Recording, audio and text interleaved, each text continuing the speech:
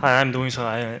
I recently got my master's degree at Seoul National University, Seoul, Korea. I'm so pleased to introduce my research result at TRIOS 2014.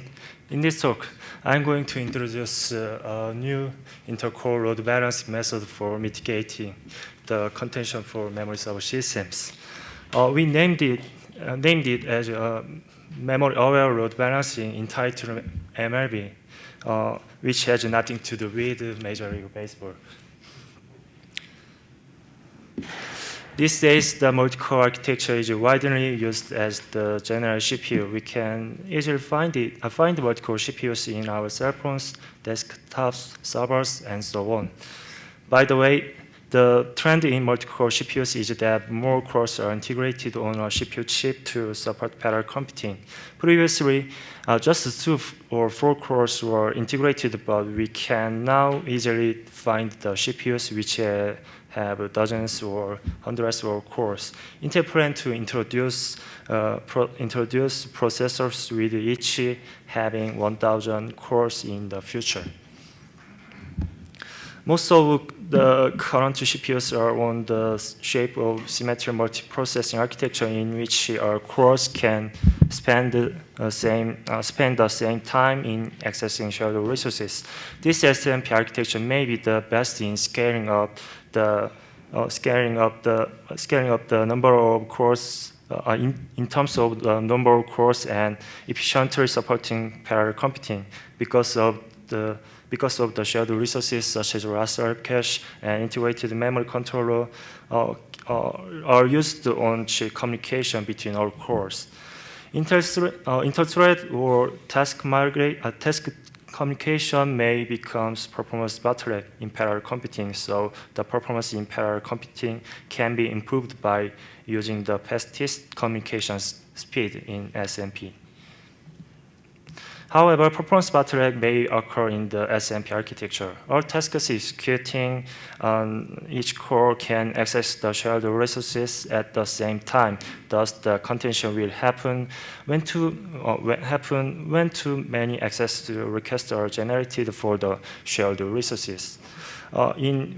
We executed LBM, which is a representative memory-intensive task in SpecCPU 2006 benchmark suite on Xeon E5-2690 with 8 cores.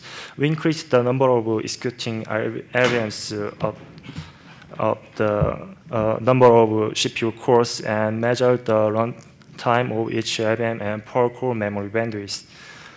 You can think that the per core memory bandwidth is the average volume of memory traffic which LVM generated for a second.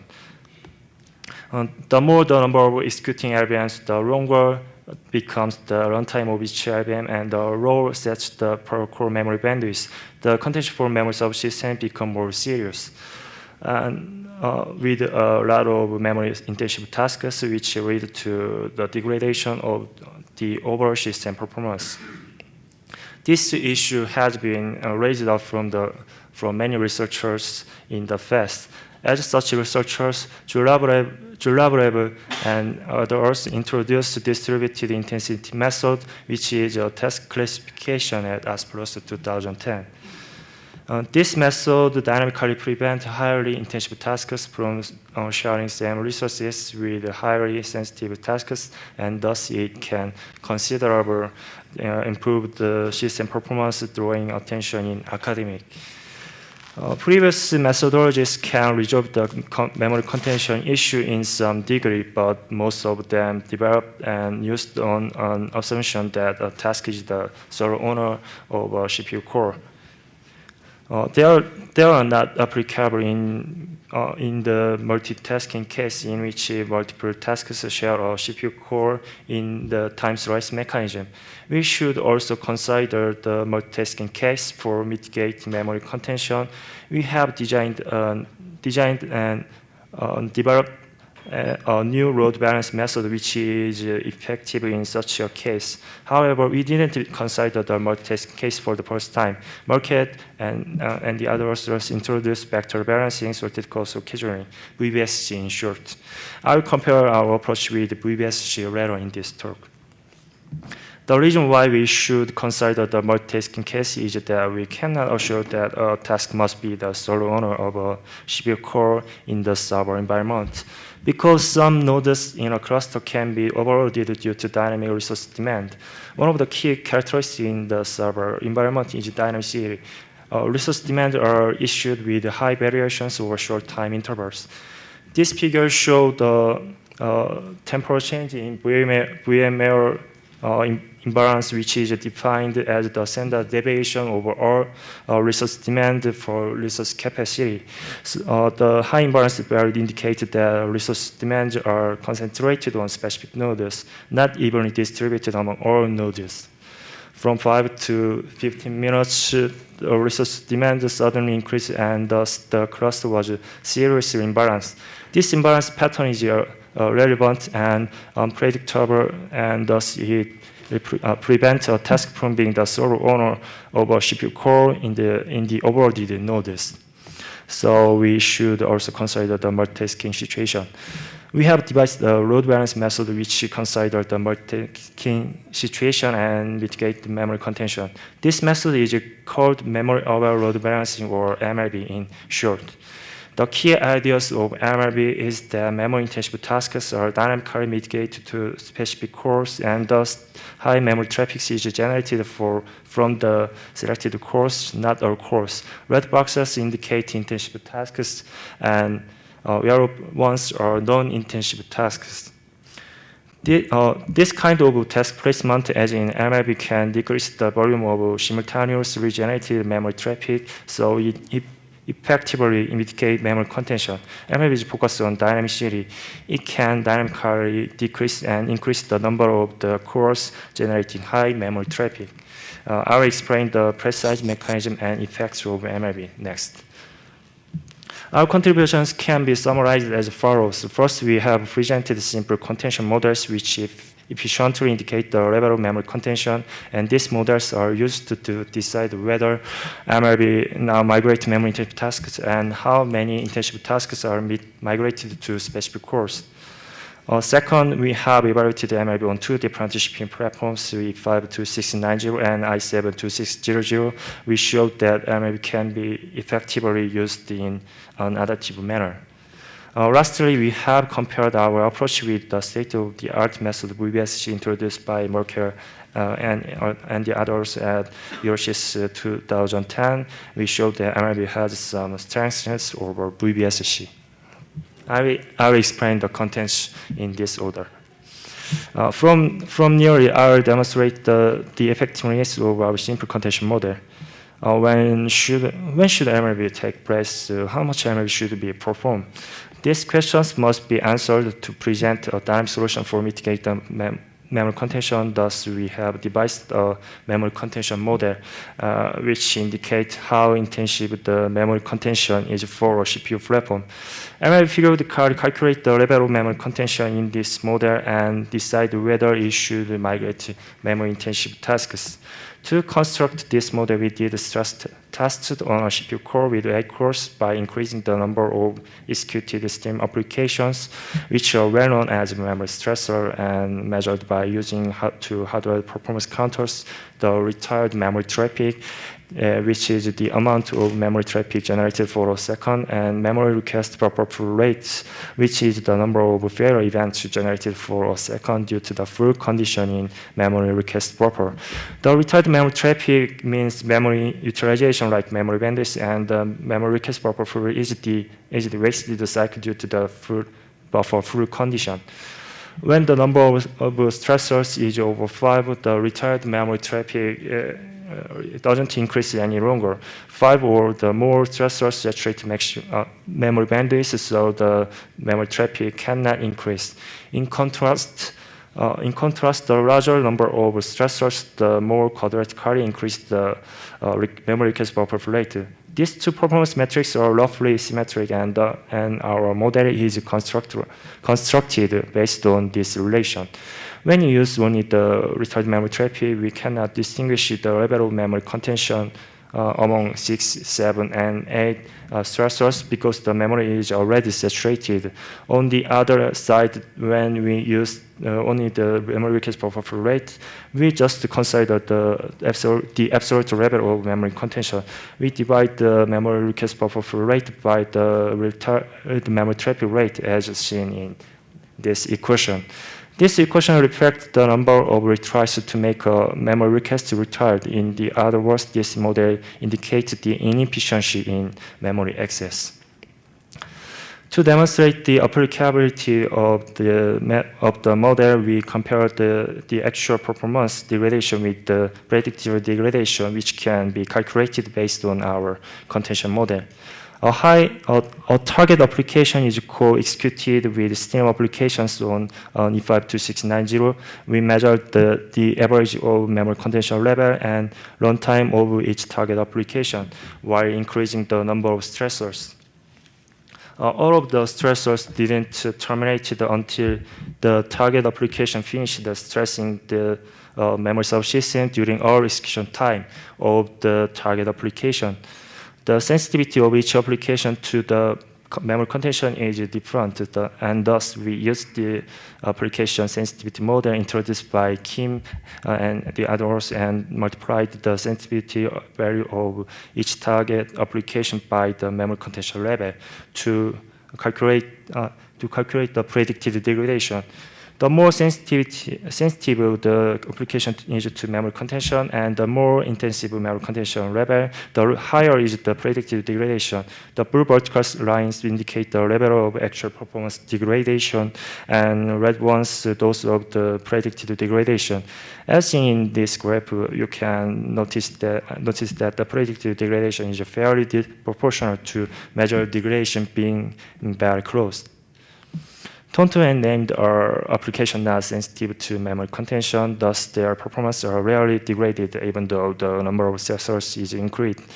The predicted degradation for Cont'd and named are low too. Previously, I told you that our contention model can efficiently indicate the level of memory contention while linking to application performance.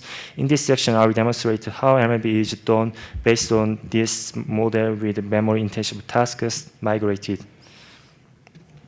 We implemented the MLB mechanism in Linux kernel 3.2.0 and integrated a profile in the part of the CPU scheduler to distinguish between memory-intensive tasks and non-intensive tasks once. This profiler sampled the memory traffic which a task generates from a switch in to switch out and accumulate the per task traffic values in the corresponding task structure. In this way, MLB can figure out how much intensive each task is to the memory subsystem, and MLB regards the tasks whose memory intensity value are higher than the average or values as memory intensive ones. MLB manages two long queue lists, intensive long queues and non-intensive long ones. Long queue is a per-core structure which indicates the run of tasks on a core. MLB migrate memory-intensive tasks to intensive long queues and conversely migrate non-memory intensive tasks to non-intensive long queue. In other words, the task placement can make the designated cores whose long queue are intensive ones generate high memory traffic, not all cores, and hence it minimizes the amount of simultaneous memory access. MLB find out when memory-intensive tasks are migrated to intensive long queues, we have constructed a model for the predicted number, which is the anticipated number of memory-intensive tasks scheduled on cores at the same time. MLB can dynamically calculate the memory contention level, but what MLB also needs to figure out is the number of untreated memory-intensive tasks to be migrated. If the number of intensive long queues is smaller than the predicted number, MLB decides that there is a memory-intensive tasks to be out of non-intensive long queues.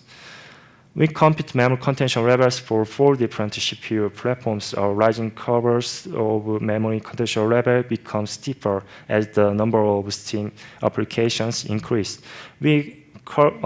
Each curve is similar to that of y equal a multiplying scalar x plus b, where the x-axis shows the number of stream applications and the y-axis indicates the memory contention level.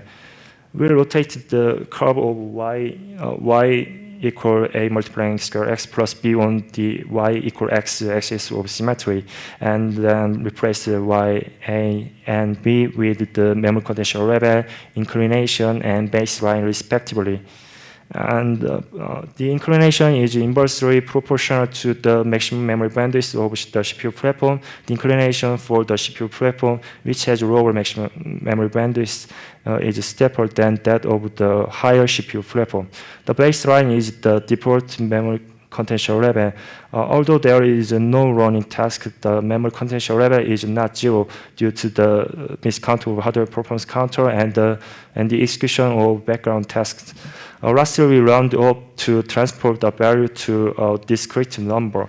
We empirically calculated and used the inclination and baseline of each platform.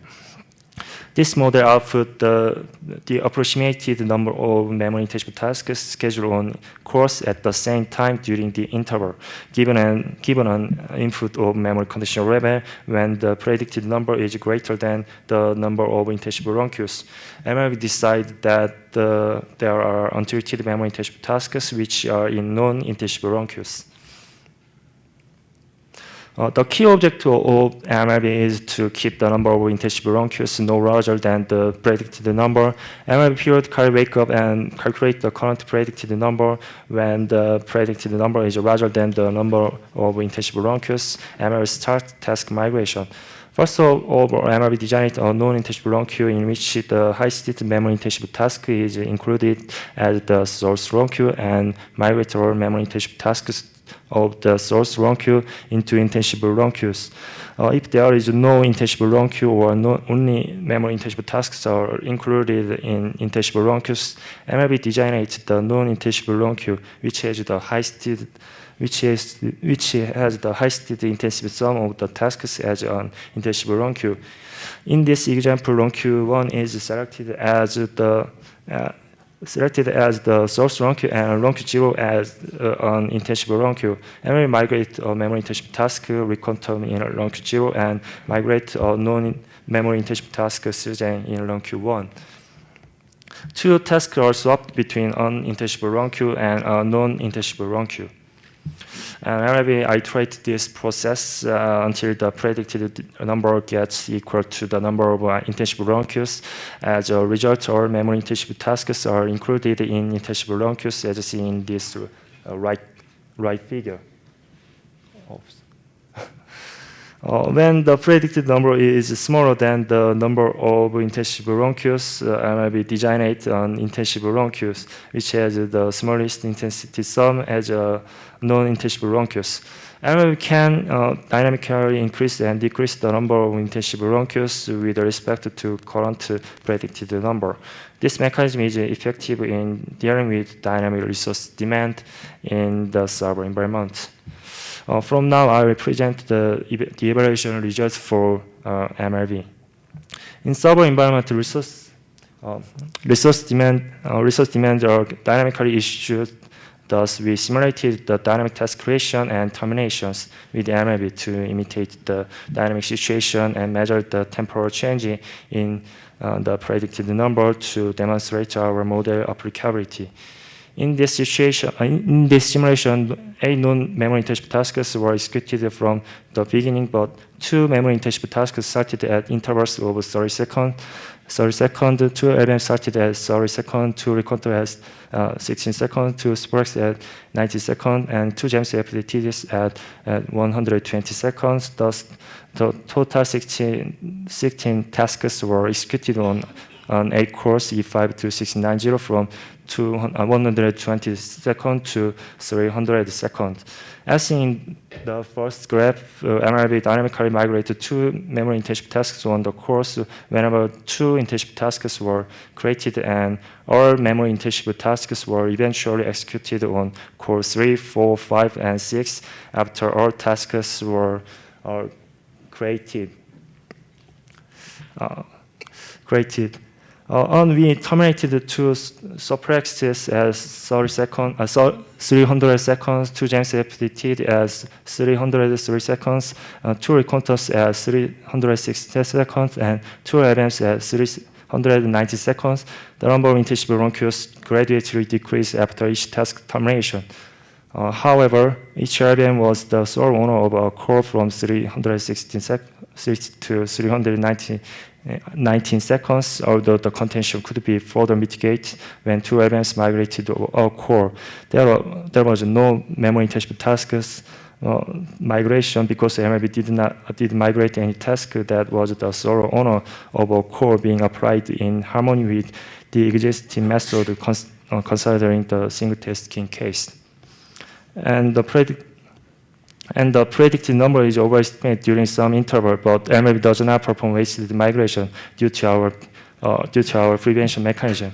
I will check the memory intensity of the highest task in the non-intelligible long queues and compare the intensity with that of the lowest task in the intelligible long queues when the intensity of the highest task is no higher than that of the lowest one. MLB decided that all memory intelligible tasks are already migrated to intelligible long queues and hence bypass, even though the predicted number is larger than the number of intelligible long queues. This is now our prevention mechanism works.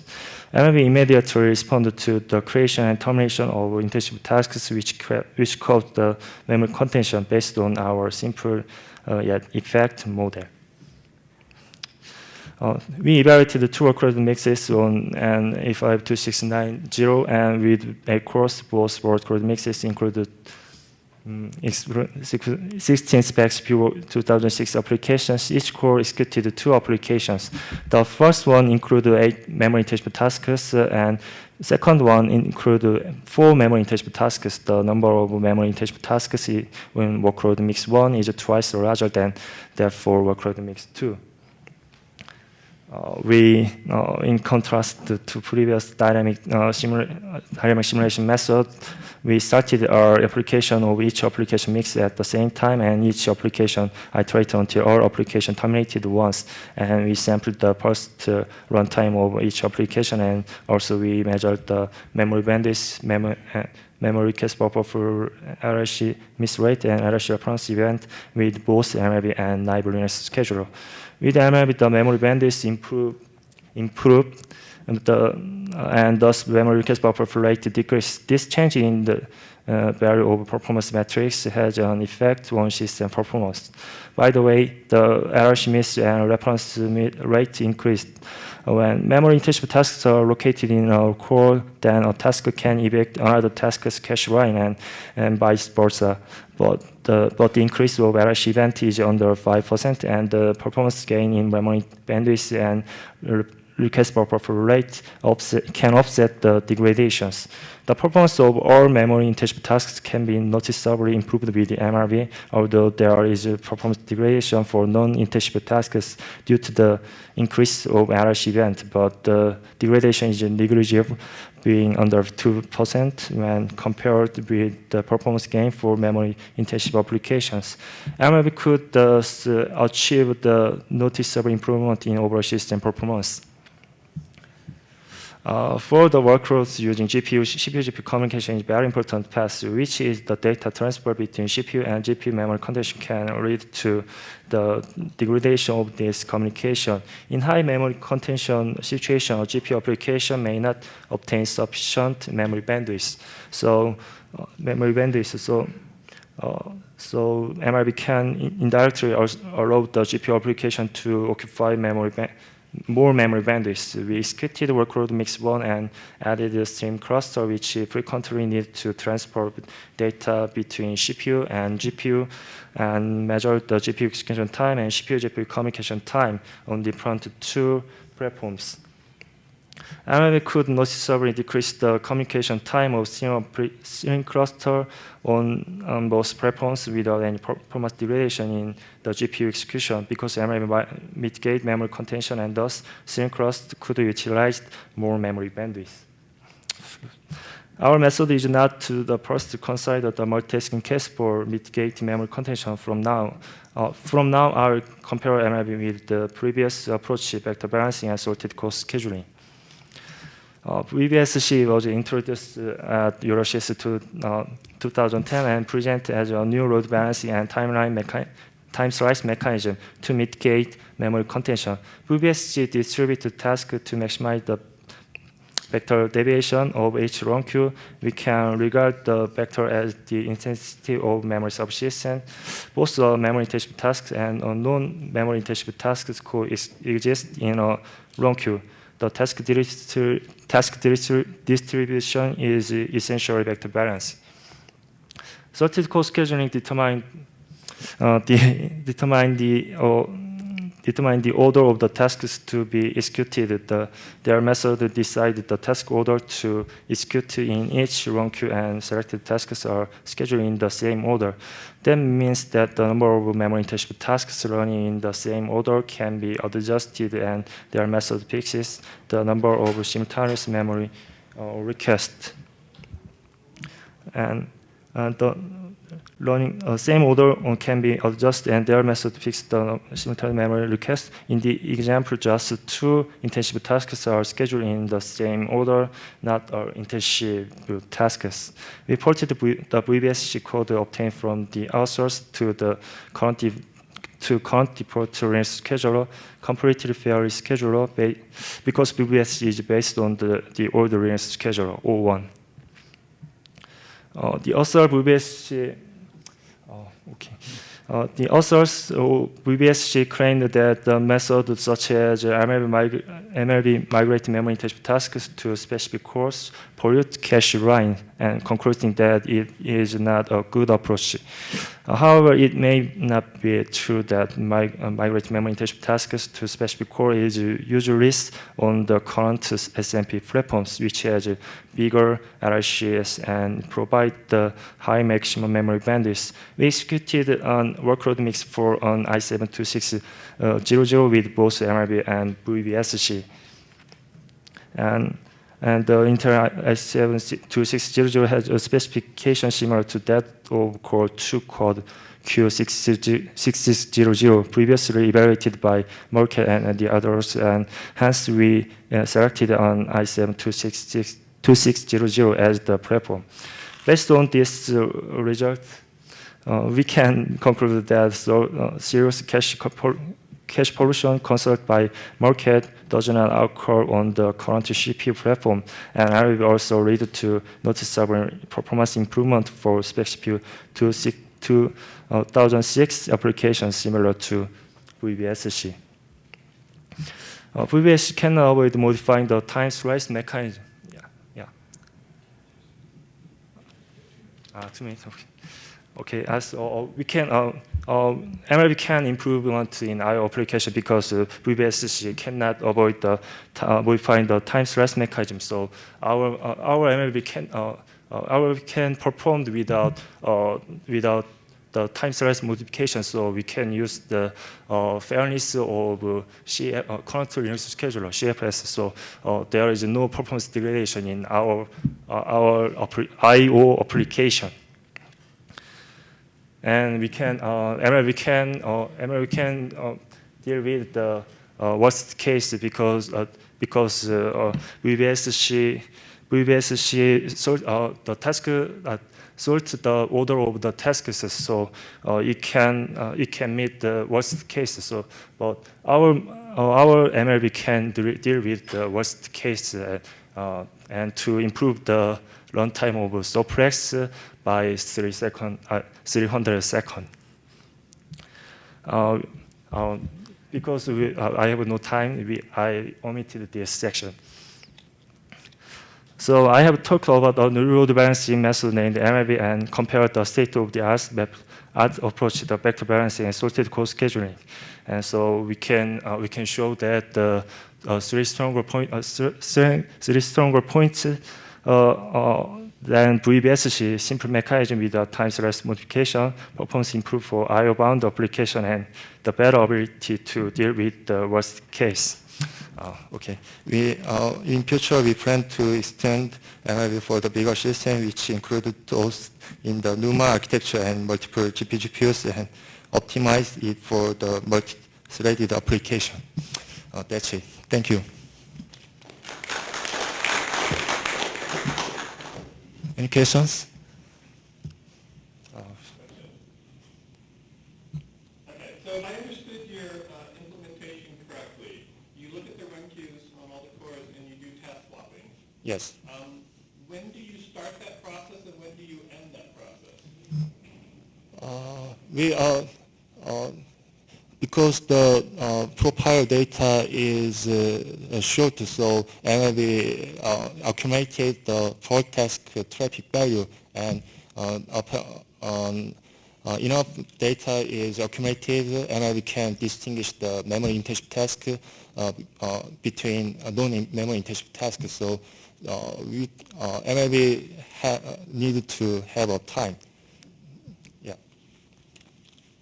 So you looked at non-threaded applications, and I assume that if you had multi-threaded applications, your idea would be to try to use the same technique on a per-thread basis. Is that what you're hoping to do?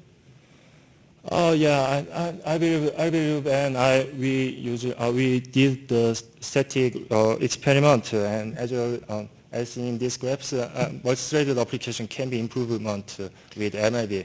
The placement, as in MLB, can increase the hit ratio of RLC events because inter-thread communication can occur in L1 or L2 because MLB migrates the memory intensive tasks to specific cores. So it can be improved, and we plan to extend our MLB. All right. So I have a related question then.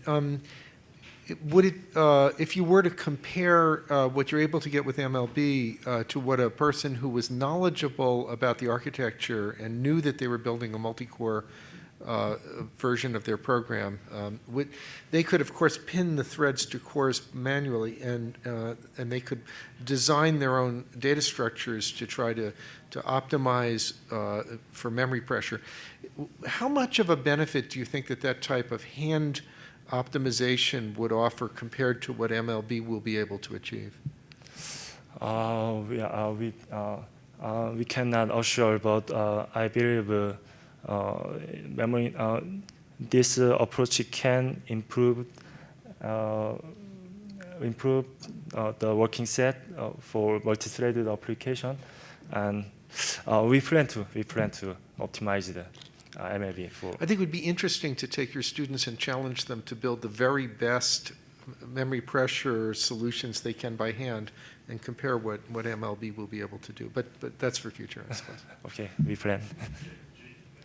Okay, so MLB is for UMA machines. Sorry?